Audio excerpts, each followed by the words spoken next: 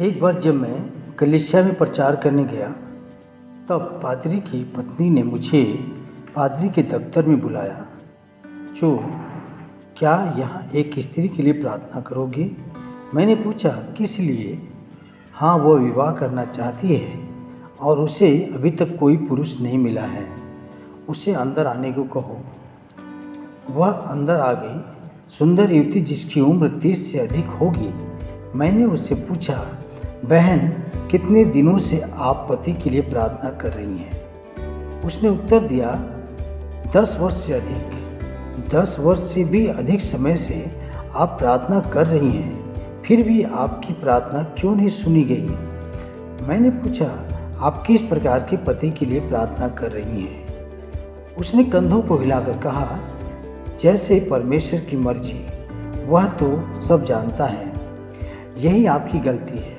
परमेश्वर कोई भी काम अपने आप नहीं करता, परंतु आपके द्वारा करता है।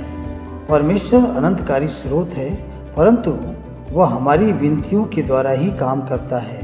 क्या आप सच में चाहती हैं कि मैं आपके लिए प्रार्थना करूं? जी हाँ। ठीक है, तो मुझे एक पेपर और पेन दीजिए और मेरे सामने यहाँ बैठिए। वह बैठ गई और मैंने कहा, यदि आप मेरे प्रश्नों के उत्तर लिखोगी तो मैं आपके लिए प्रार्थना करूँगा। पहली बात, अब आपको सच में ही पति चाहिए, परंतु आपको किस प्रकार का पति चाहिए? एशियाई, गोरा या काला? ठीक है, पेपर पर लिख दीजिए। दूसरा, आपको 6 फुट लंबा पति चाहिए कि 5 फुट लंबा? जी, मुझे तो लंबा पति चाहिए। लिख दीजिए। तीसरी बात, आपको पति दुबला, पतला और सुंदर चाहिए या अच्छा खासा मोटा पति चाहिए? मैं तो दुबला पतला पति चाहती हूँ। ठीक है, लिख लीजिए। चौथा, आप क्या चाहती हैं कि पति को किस प्रकार का शौक हो? जी, उसे संगीत का शौक होना चाहिए। ठीक है, लिखिए, संगीत का शौकीन। पाँचवा, आप क्या चाहती हो वह क्या काम करता हो? शिक्षक। ठीक है, लिखिए, शिक्षक। इस प्रकार से मैंने उस महिला से 10 प्रश्न पूछे और फिर कहा, कृपया इस सूची को ऊंची आवाज़ में पढ़िए। उसने प्रत्येक प्रश्न का उत्तर पढ़ा, 1 से 10 तक ऊंची आवाज़ में। फिर मैंने कहा, आंखें बंद कर लीजिए। क्या आप अपने पति को देख सकती हैं? जी हाँ, मैं स्पष्ट रूप से देख सकती हूँ। ठीक है, अब हम इसकी मांग करें। जब तक आप अपने पति को स्पष्ट रूप से अपने विचारों में नहीं देख सकती, आप उसकी मांग नहीं कर सकती हैं, क्योंकि परमेश्वर कभी भी उत्तर नहीं देगा। आपको चाहिए कि आप उसे स्पष्ट रूप से देखें। परमेश्वर अस्पष्ट प्रार्थनाओं के उत्तर नहीं देता है। वह प्रार्थना के लिए घुटनों पे आ गई और मैंने उसके लिए सिर पर हाथ रखकर प्रार्थना की। हे प्रभु, अब यह जानती है कि इसे कैसा पति चाहिए। मैं उसके पति को देख रहा हूँ। यीशु मसीह के नाम में हम उसके पति की मांग करते हैं। बहन, इस कागज़ को अपने साथ ले जाए और अपने आईने पर चिपका दीजिए। प्रतिदिन सोने से पहले इस 10 उत्तरों को ऊंची आवाज़ में पढ़ लिया करें और सुबह उठते ही फिर एक बार इन 10 बातों को ऊंची आवाज़ में पढ़कर आपकी प्रार्थना का उत्तर देने के लिए परमेश्वर का धन्यवाद कीजिए। 1 वर्ष बीत गया और एक दिन मैं उसी स्थान से गुजर रहा था तो पादरी की पत्नी मेरे साथ फ़ोन पर बातचीत की। उन्होंने कहा, पादरी साहब, क्या आप हमारे यहाँ आकर हमारे साथ भोजन कर सकते हैं? जी हाँ, अवश्य, मैं अवश्य आऊँगा। और मैं उनके घर भोजन के लिए चला गया। जैसे ही मैं उनके घर पहुँचा, पादरी की पत्नी ने कहा, उसका विवाह हो गया। उसका विवाह हो गया? किसका विवाह हो गया? आपको याद है, आपने एक लड़की के लिए प्रार्थना की थी। आपने उससे 10 प्रश्न पूछकर उत्तर लिखने के लिए कहा था। उस लड़की का विवाह हो गया। आहा, अब मुझे याद आया, क्या हुआ? ग्रीष्म ऋतु में चर्च में लंबा दुबला पतला संगीत शिक्षक आत्मिक जागृति सम्मेलन आयोजित करने आया था। चर्च में वह और उसका साथी 1 सप्ताह तक रुके रहे। वह अविवाहित पुरुष था और सभी युवतियाँ उसके लिए पागल हो रही थी। सभी उससे मिलना चाहती थी, परंतु वह लड़कियों से दूर रहता था। उस वयस्क अविवाहित लड़की की ओर वह आकर्षित हो गया। वह जब भी अवसर मिलता उसके आसपास रहने का प्रयत्न करता था और यहाँ से प्रस्थान करने से पहले उसने विवाह का प्रस्ताव रखा और उसने भी अपनी सहमति दर्शाई। अति उत्साह और आनंद के साथ वह उस चर्च में विवाहबद्ध हो गई और विवाह के समय उस लड़की की माता ने वही 10 बातों वाला कागज़ सब आमंत्रित को पढ़कर सुनाया, फिर फाड़ दिया। यह किसी कथा कहानी के समान लगता है, परंतु इस प्रकार से होता है। मैं आपको एक बात की याद दिलाना चाहता हूँ। परमेश्वर हमारे भीतर वास करता है और परमेश्वर अकेला कार्य नहीं करता है। परमेश्वर आपके विचारों के द्वारा कार्य करता है, तो तब भी आप परमेश्वर से अपनी प्रार्थनाओं के उत्तर चाहते हैं। उन स्पष्ट वस्तुओं को बाहर निकालें। ऐसा मत कीजिए, हे प्रभु मुझे आशीर्वाद दें। क्या आप जानते हैं कि पवित्र शास्त्र में कितने आशीर्वाद हैं? 8000 से भी अधिक। यदि आप चाहेंगे, हे प्रभु मुझे आशीर्वादित कीजिए, तो परमेश्वर आपसे पूछेगा। इसलिए स्पष्टता रखिए, अपनी नोटबुक निकालिए और उन स्पष्ट वस्तुओं को लिखिए और देखिए। मैं सदैव परमेश्वर से यह मांगता रहा कि मुझे आत्मिक जागृति दे, मेरी कलीसिया में जागृति दे। 1960 में मैंने प्रार्थना करना आरंभ किया, हे प्रभु प्रति वर्ष मेरी कलीसिया में 1000 सदस्य दे, और 1969 तक मेरी कलीसिया में लगातार 1000 सदस्यों की बढ़ती होती गई। फिर 1969 में मैंने अपना विचार बदल दिया और सोचा, यदि परमेश्वर मेरी कलीसिया में प्रति वर्ष 1000 सदस्य दे सकता है, तो क्यों न मैं प्रति माह 1000 सदस्यों की मांग करूं। और 1970 में मैंने प्रार्थना करना आरंभ किया, हे प्रभु हमें प्रति माह 1000 सदस्य दे। आरंभ में परमेश्वर ने हमें 600 सदस्य दिए, फिर प्रति माह 1000 से अधिक देता गया और गत वर्ष में हमारी कलीसिया में 12000 से अधिक सदस्य मिले। मैंने अपना उद्देश्य और अधिक बढ़ाया और इस वर्ष हमें 15000 से अधिक मिलने वाले हैं और अगले साल मैं आसानी से 20000 सदस्यों की मांग कर सकता हूँ। और जब आप देखोगे तब आपको विश्वास हो जाएगा। जब मैं इस कलीसिया की इमारत बनवा रहा था, जिसमें 10,000 लोग बैठ सकते हैं, तो मैंने अपने विचारों में देख लिया था। मैं अनेक बार इस इमारत में चला और पवित्र आत्मा की शांति और वात्सल वहाँ अनुभव किया। कलीसिया की वह इमारत देखकर मैं आनंदित हो जाता था। हमें जिस वस्तुओं की आवश्यकता है उसे स्पष्ट रूप से देखना चाहिए, इतना स्पष्ट रूप से कि इस वस्तु का हुबहू चित्रण हमारे मस्तिष्क में प्रकट हो जाना चाहिए। यदि आप विश्वास के इस नियम के अनुसार नहीं चलते हैं, तो आपकी प्रत्येक मांग का उत्तर आपको नहीं मिलेगा। मैं अपनी प्रार्थना में सब कुछ स्पष्ट देखता हूँ और मैं अपनी चाहत की वस्तु को उतना अधिक स्पष्ट रूप में देखता रहता हूँ। इसी प्रकार पहली स्थिति पूर्ण होती है। ज्वलंत इच्छा रखें। दूसरी बात यह है कि आप अपनी इच्छित वस्तु को स्पष्ट रूप से देखते हैं। उसे पाने के लिए ज्वलंत इच्छा रखें। अनेक लोग सर्वसाधारण रूप से प्रार्थना करते हैं, परमेश्वर मेरी प्रार्थना का उत्तर दे, और चर्च से निकल जाने से पहले ही वे भूल जाते हैं कि उन्होंने किस बात के लिए प्रार्थना की थी। इस प्रकार की प्रवृत्ति कभी भी विश्वास लाएगी और न ही परमेश्वर से संपर्क करेगी। हमें ज्वलंत इच्छा का आवश्यकता है। नीति वचन 10:24 में हम पढ़ते हैं, धर्मी की मनोकामना पूरी की जाएगी।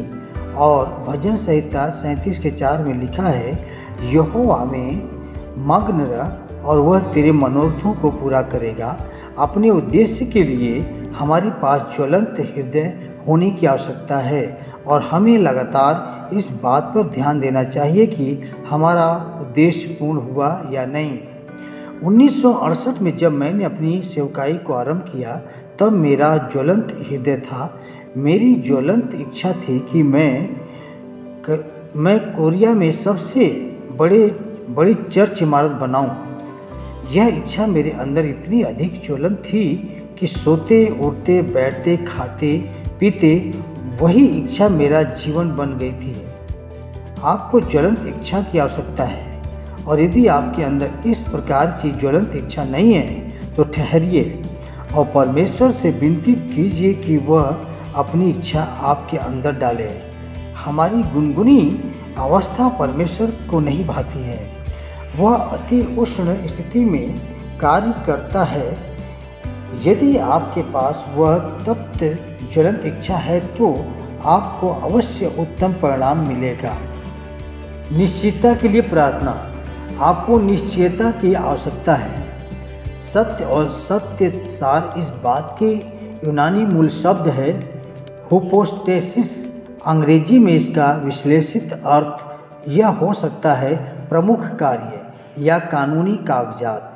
जब आपके सामने एक विश्लेषित उद्देश्य है और हृदय में ज्वलंत इच्छा है, तब आपको घुटनों में होकर निश्चयता और तत्व सत्य के लिए करनी चाहिए।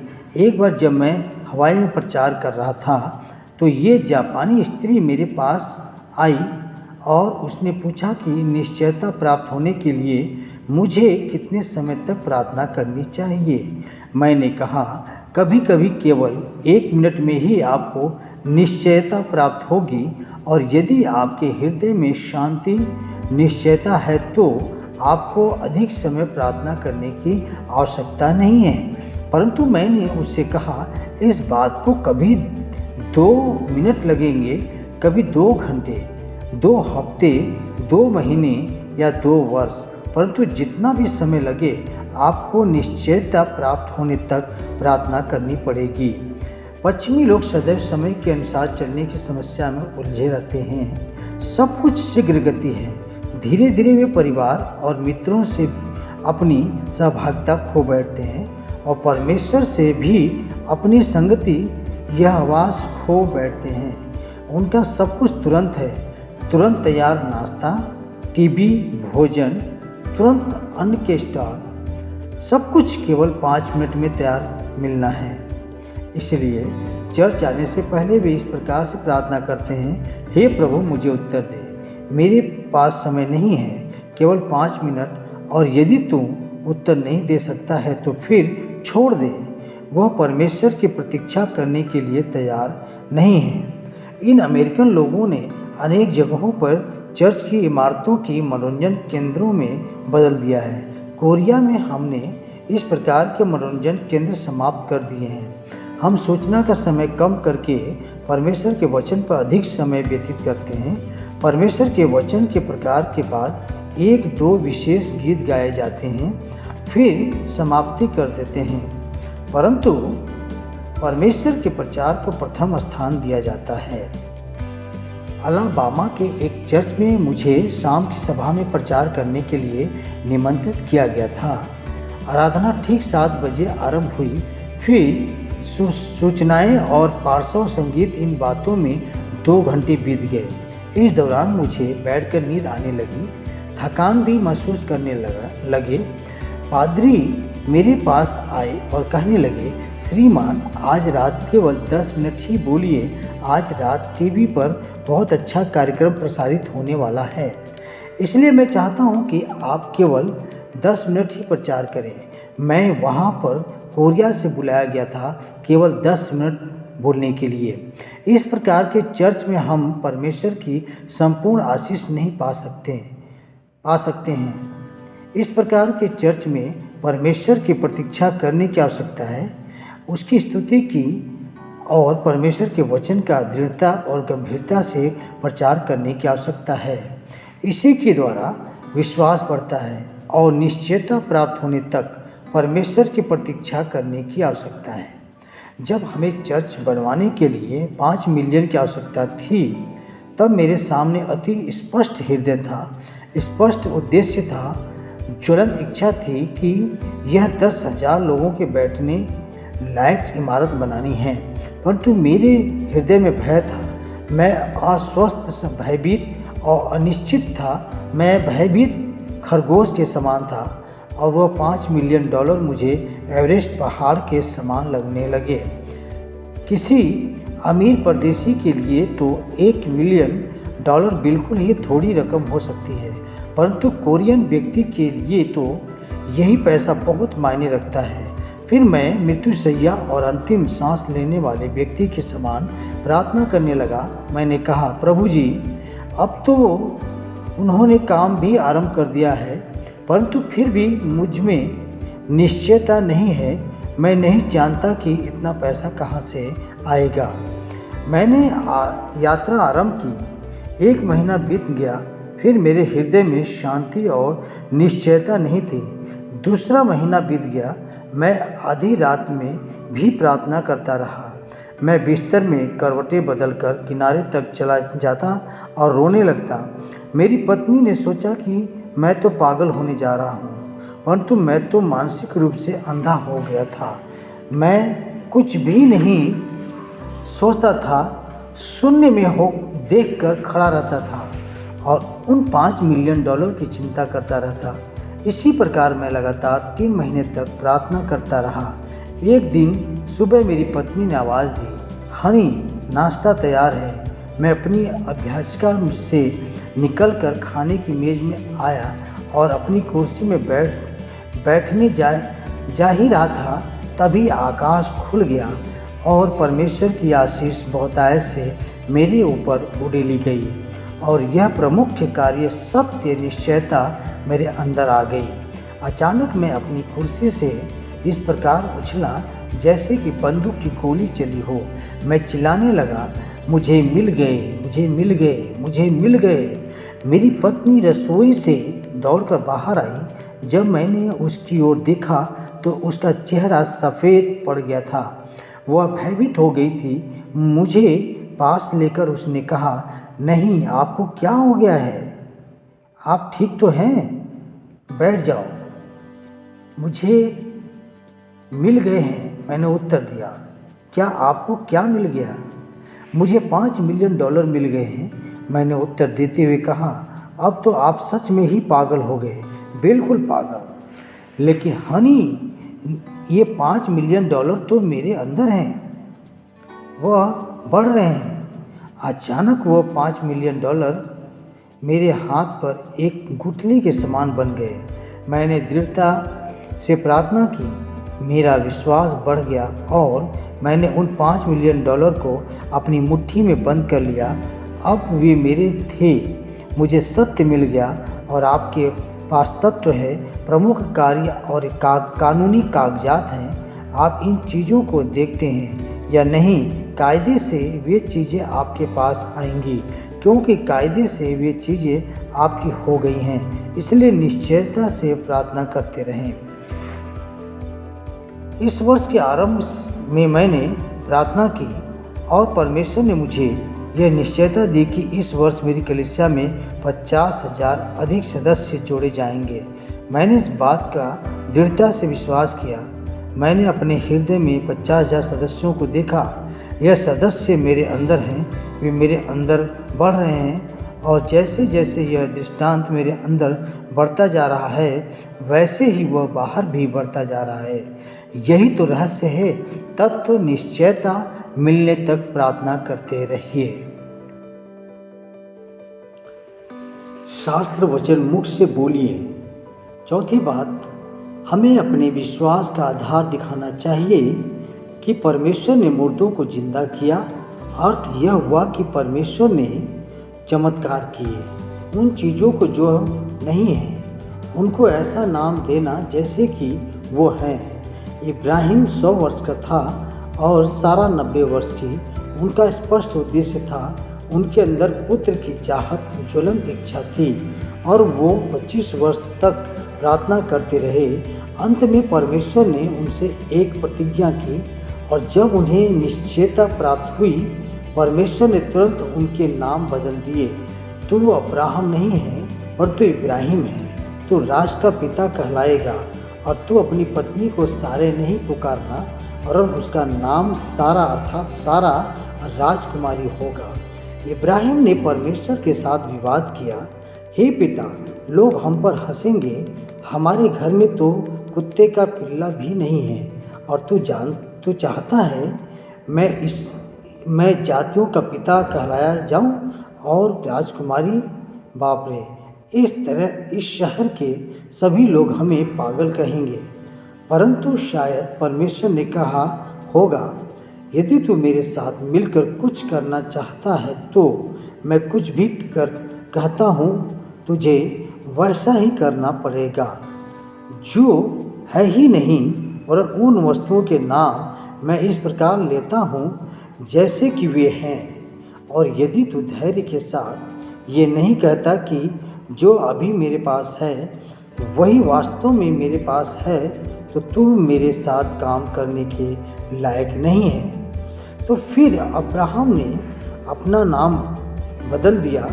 वो अपनी पत्नी के पास गया और कहा, पत्नी, अब मेरा नाम बदल गया है।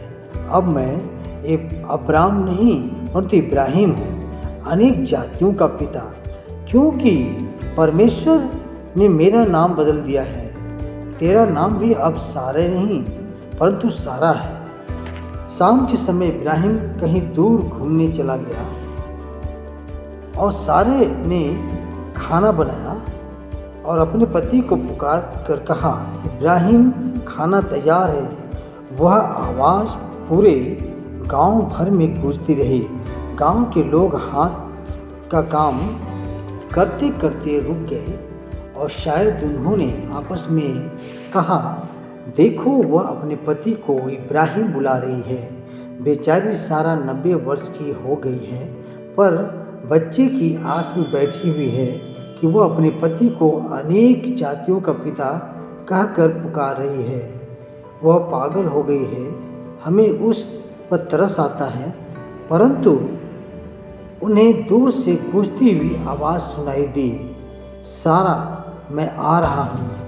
क्या वे शायद बुड़बुड़ाए, सारा राजकुमारी, अनेक संतानों की माता।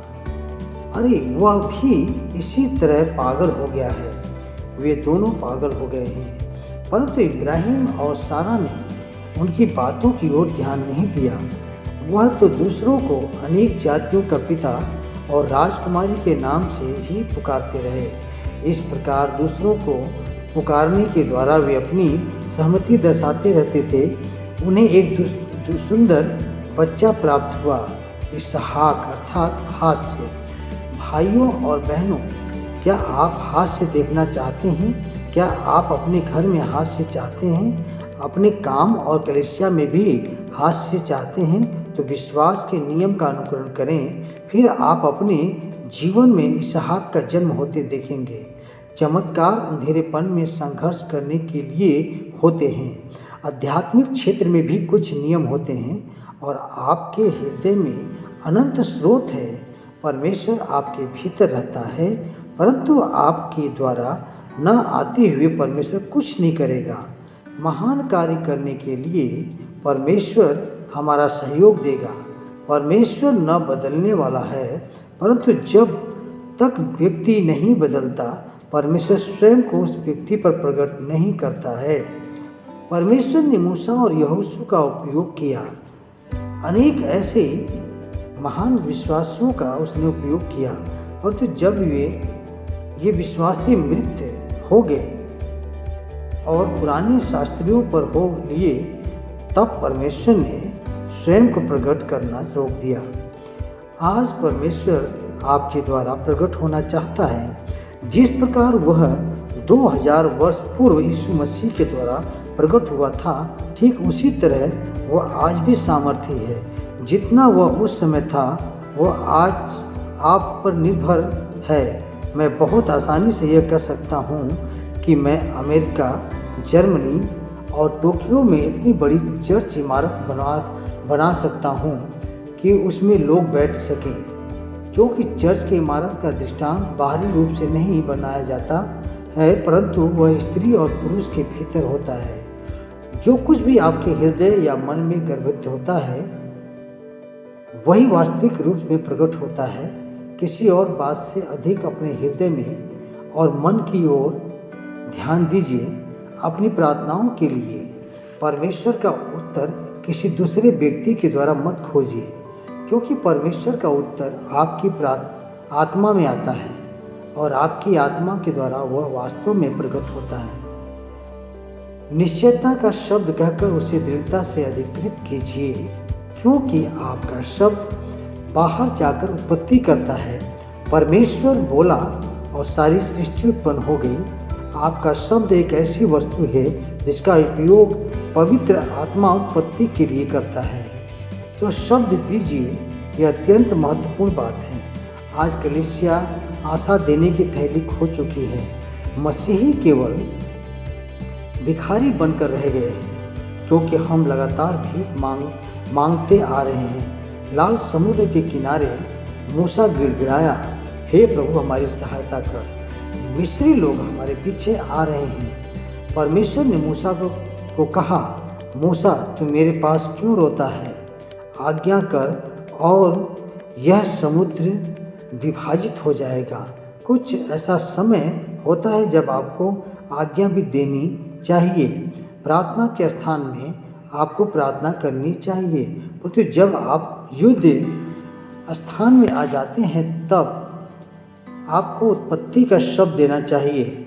हम यीशु मसीह के जीवन को देखते हैं। मसीह ने हमेशा आज्ञा दी। वह सारी रात प्रार्थना करता था, परंतु जब वास्तव में जीवन में आ जाता था तब आज्ञा देता था। उसने समुद्र को आज्ञा दी कि वो खामोश हो जाए। उसने शैतान को आज्ञा दी वो उसे छोड़कर चला जाए। उसके शिष्यों ने भी बिल्कुल यही बात की। लंगड़े भिखारी को पतरस ने आज्ञा दी, मेरे पास सोना चांदी कुछ नहीं है, परंतु मेरे पास जो कुछ भी है वह मैं तुझे देता हूँ। यीशु नासरी नाम पर उठ और चल। स्त्री मृत देह को पतरस ने आज्ञा दी। दोरकस उठ, एक अपाहिज को पौलुस ने आज्ञा दी। अपने पैरों पर खड़ा हो, उसने उत्पत्ति का शब्द दिया। पवित्र शास्त्र कहता है कि रोगियों को चंगा करो। याकूब की पुस्तक में लिखा है, विश्वास की प्रार्थना रोगियों को बचाएगी, परंतु हमें स्पष्ट रूप से कहता है कि रोगियों को चंगा करो।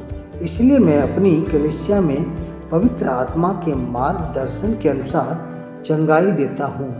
मैं रोगी व्यक्ति के सामने केवल खड़ा होकर कहता हूँ, तुम चंगे हो गए हो, उठो, खड़े हो जाओ। इस प्रकार से मैं अनेक प्रकार के रोगियों के लिए विभिन्न आज्ञाएं देता हूँ। दर्जनों और सैकड़ों लोगों आज तक चंगाई पाई है। कुछ माह पहले पूर्व मैं पश्चिमी देश में सभाएं ले रहा था। एक दिन शाम की सभा में 1500 उस छोटे जगह में बैठे पा रहे थे। मेरे बिल्कुल सामने ही एक स्त्री व्हील चेयर में बैठी हुई थी। उसकी दशा बहुत बुरी थी। उसे देखकर मन क्षीण हो गया। मैंने कहा, हे प्रभु, तूने इसे मेरे सामने क्यों रखा? इसे देखकर मैं अपना विश्वास प्रकट नहीं कर सकता हूँ।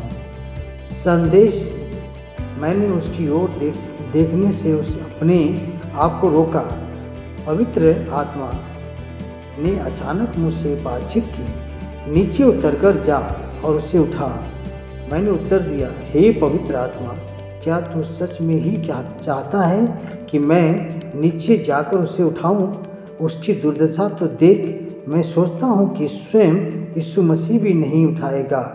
मैं यह काम नहीं कर सकता, मुझे डर लगता है। परंतु पवित्र आत्मा ने कहा और उसे उठा। फिर मैंने फिर इनकार किया और कहा, नहीं नहीं, मुझे डर लगता है, और मैं चंगाई देने के दूसरे व्यक्तियों का नाम लेने लगा। सर्वप्रथम एक अंधे देखने लगी। जब मैं उसका नाम लिया तो वह अतिशय डर गई और भयभीत होकर गिर गई, और एकाएक उसकी आंखें खुल गई। फिर उस सभा स्थान में एक के बाद एक लोग ठीक होने लगे। मैं चंगाई के लिए लोगों के नाम पुकारता रहा, परंतु पवित्र आत्मा लगातार मुझसे कहता रहा, नीचे उतर कर जा और उसे उठा। मैंने कहा, हे पिता, उसकी दुर्दशा देखकर मुझे भय लगता है। उस सभा में अंतिम गीत गाने के लिए कहा। मैं नीचे उतर गया और धीमी आवाज़ में बोला ताकि लोगों को सुनाई न दे। मैंने कहा, स्त्री, यदि आपकी इच्छा है तो आप इस कुर्सी से बाहर आ सकती हैं। फिर मैंने जल्दी से लौटकर अपने स्थान में जाने लगा। तब मैंने पीछे मुड़कर देखा तो सब लोग चिल्ला रहे थे और तालियां बजा रहे थे, क्योंकि वह स्त्री अपनी कुर्सी से उठकर सभा पीठ पर चलने लगी थी। मैं मूर्ख था। यदि मैं आरंभ में ही उसे उठा देता तो सभा पर आसमान ला देता, परंतु मेरे अंदर भय था। अनेक लोग आकर मुझसे पूछते हैं कि क्या मुझे विश्वास का वरदान मिला है? क्या मुझे विश्वास का वरदान मिला है? परंतु मैंने अपने हृदय को जांचा और अभी तक मुझे अपने में कोई वरदान नहीं दिखाई देता। मेरा यह विश्वास है कि यह इसलिए है क्योंकि वरदान तो पवित्र आत्मा के होते हैं। सब 9 प्रकार के वरदान पवित्र आत्मा के हैं। वह मेरे द्वारा अपने आप को प्रकट करता है। मुझ में कोई वरदान नहीं है, केवल पवित्र आत्मा है। मैं उसकी आज्ञा मानता हूँ। मैं आपको बताता हूँ मुझे कौन सा वरदान मिला है। धैर्य का वरदान। इस धैर्य के वरदान के साथ हम विश्वास का कार्य करने के लिए निकल पड़ते हैं। पवित्र आत्मा यह नहीं कहता कि चिन्ह आपके आगे जाएगा, परंतु वह तुम्हारे पीछे आएगा। हमारे भीतर स्रोत है और हम जानते हैं कि अन्न पोषण में किस चीज़ की आवश्यकता है ताकि विश्वास कार्यरत हो। स्पष्ट वस्तु व उद्देश्य सामने रखिए। हृदय में ज्वलंत इच्छा को प्रेरित होने दीजिए। फिर तत्व प्राप्त होने तक प्रार्थना करते रहिए और फिर वही बात कहिए, शब्द मुंह से बोलिए जिसके विषय में आपको निश्चयता प्राप्त हुई हो।